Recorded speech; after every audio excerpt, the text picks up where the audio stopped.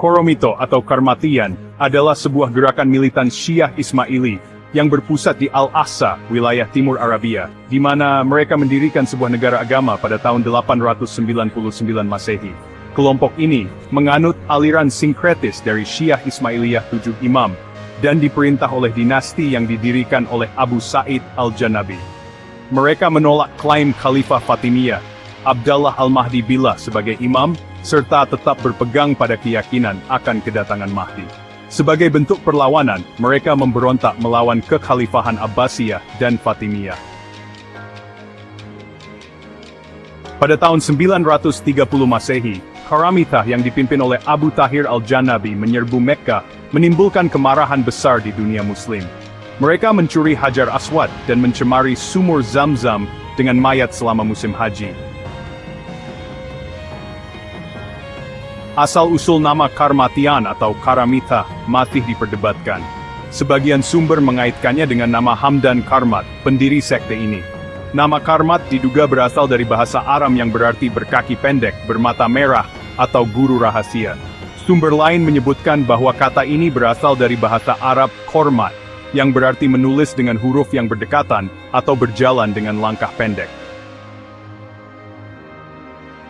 Di wilayah Sawad, atau Irak Selatan, klan Karamitah juga dikenal sebagai Al-Bakliyah, atau para pedagang sayur.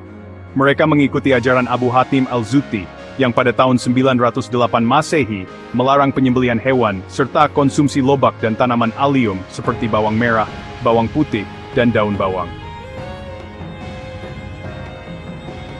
Pada masa kekhalifahan Abbasiyah, yang berlangsung dari 750 hingga 1258 Masehi, berbagai kelompok Syiah secara diam-diam menentang pemerintahan mereka. Termasuk di antaranya komunitas Proto-Ismailiyah yang dikenal sebagai Mubarakiyah. Kelompok ini meyakini bahwa Imam Ja'far al-Sadiq telah menunjuk putranya, Ismail ibn Ja'far, sebagai penerus. Namun, karena Ismail wafat sebelum ayahnya, para pengikutnya mengakui putranya, Muhammad ibn Ismail, sebagai imam. Setelah wafatnya Muhammad ibn Ismail sekitar tahun 813 Masehi, terjadi perpecahan di kalangan pengikutnya. Sebagian menganggapnya sebagai Mahdi yang akan kembali, sementara kelompok lain berkembang menjadi kekhalifahan Fatimiyah.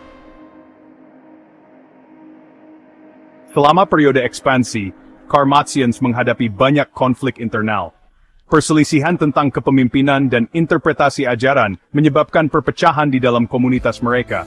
Meskipun begitu, mereka tetap memperluas pengaruh mereka di wilayah Teluk Persia, seringkali melalui metode yang keras dan kontroversial.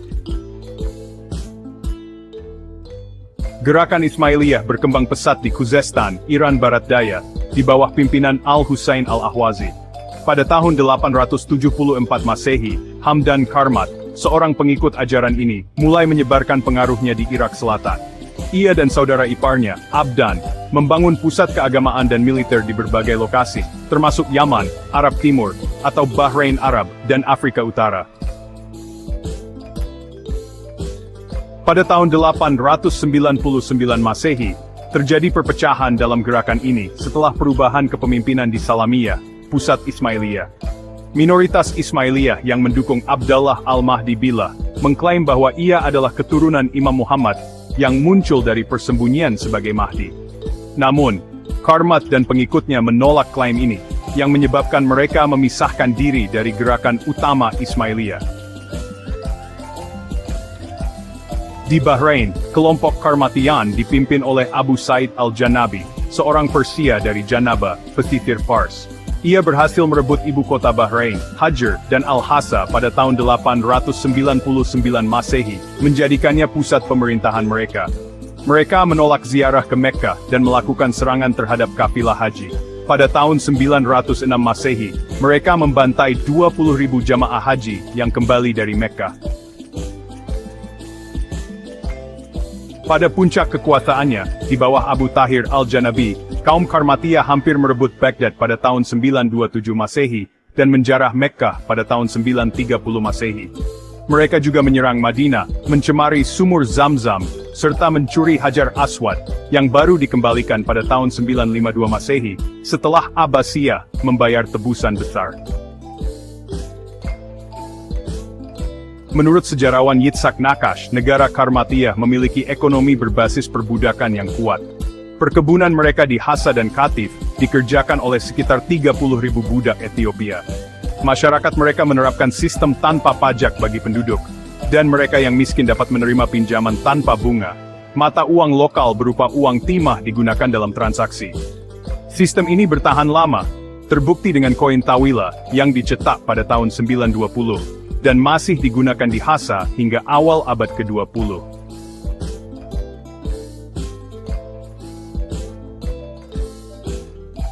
Beberapa ilmuwan menganggap masyarakat Karmatiyah sebagai bentuk awal dari sosialisme atau sosialisme utopis. Menurut Farhad Daftari, titik balik yang mempercepat kehancuran gerakan Karmatiyah terjadi pada tahun 931 Masehi. Saat itu, Abu Tahir al-Janabi, pemimpin Karmatiyah di Bahrain, menyerahkan kekuasaan kepada Abul Fadl al-Isfahani, seorang pemuda Persia yang diyakini oleh para Karmati sebagai Mahdi. Namun penunjukan ini segera terbukti sebagai kesalahan fatal. Setelah naik ke tampuk kekuasaan, Al-Isfahani melakukan eksekusi terhadap beberapa bangsawan dan menghina Nabi Muhammad serta para nabi lainnya. Tindakan tersebut mengejutkan baik komunitas Karmatiyah maupun dunia Islam secara keseluruhan. Menyadari kesalahannya, Abu Tahir segera memerintahkan eksekusi Al-Isfahani, yang hanya bertahan sebagai pemimpin selama 80 hari sebelum akhirnya dihukum mati. Insiden ini sangat merusak kredibilitas Karmatiyah di mata umat Islam, dan menandai awal dari kehancuran gerakan revolusioner mereka. Setelah mengalami kekalahan dari Abbasiyah pada tahun 976 Masehi, kaum Karmatiyah mulai kehilangan pengaruh dan hanya menjadi kekuatan lokal. Dengan melemahnya kontrol mereka, berbagai wilayah yang sebelumnya berada di bawah kekuasaan Karmatiyah mulai melepaskan diri. Sejarawan Curtis Larson mencatat bahwa karena pembayaran upeti secara bertahap dihentikan oleh pemerintahan berikutnya di Irak, atau oleh suku-suku Arab saingan, negara Karmatiyah menyusut menjadi kekuatan lokal. Bahrain memisahkan diri pada tahun 1058 Masehi di bawah kepemimpinan Abu al-Bahlul al-Awam, yang mendirikan kembali Islam Ortodoks di wilayah tersebut. Pemberontakan serupa juga terjadi di daerah lain, melemahkan cengkeraman Karmatiyah. Tanpa pemasukan dari upeti dan tanpa kendali atas wilayah pesisir, Karmatiyah mundur ke benteng mereka di Oasis Hufuf. Akhirnya, pada tahun 1067 Masehi, mereka menerima pukulan terakhir dari pasukan gabungan yang dipimpin oleh Abdullah bin Ali al-Uyuni, yang dibantu oleh pasukan Seljuk dari Irak. Setelah dikepung selama 7 tahun, kaum Karmatiyah akhirnya menyerah, mengakhiri keberadaan mereka sebagai kekuatan politik. Di Bahrain dan wilayah timur Arab, negara Karmatiyah digantikan oleh dinasti Uyunid. Sementara itu, komunitas Karmatiyah di Irak, Iran dan Transoksiana perlahan terpecah atau berasimilasi dengan ajaran Fatimiyah melalui proselitisme. Pada pertengahan abad ke-10 Masehi, penganiayaan memaksa kelompok Karmatiyah yang tersisa untuk meninggalkan Mesir dan Irak, lalu berpindah ke kota Multan, yang sekarang berada di Pakistan. Namun, tekanan terhadap mereka tidak berhenti. Pada tahun 1005 Masehi, Mahmud dari Ghazni memimpin ekspedisi militer melawan penguasa Karmatiyah di Multan, Abdul Fateh Daud. Kota tersebut akhirnya menyerah, dan Fateh Daud diizinkan tetap berkuasa, dengan syarat ia berpindah ke mazhab Sunni. Menurut sejarawan maritim Dionysius A. Agius, keberadaan Karmatiyah benar-benar berakhir pada tahun 1067 Masehi, setelah mereka kehilangan armada di Pulau Bahrain, dan diusir dari Hassa oleh pemimpin Banu Murrah ibn Amir. Dengan demikian, gerakan Karmatiyah yang pernah menjadi ancaman besar bagi dunia Islam, akhirnya runtuh dan lenyap dari sejarah.